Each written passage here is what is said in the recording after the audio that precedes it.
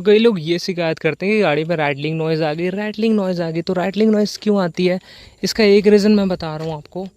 जैसे कई लोग दरवाज़ा खोलते हैं, दरवाज़ा खोले और उस दरवाजे को बंद करने में सारा दम लगा दिया, बहुत ज़ोर से ऐसे।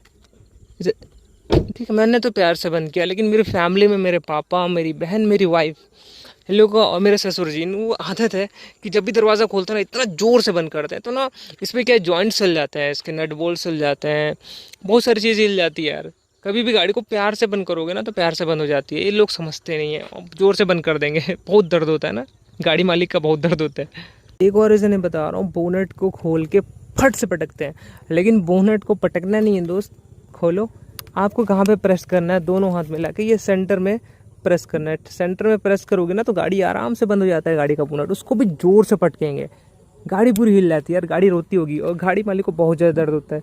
अगर गाड़ी मालिक जानता है कि बोनेट को ऐसे बंद करते हैं, उसमें भी अगर प्रॉब्लम हो ना तो कितना बड़ा प्रॉब्लम है, सर दर्द हो जाता है यार।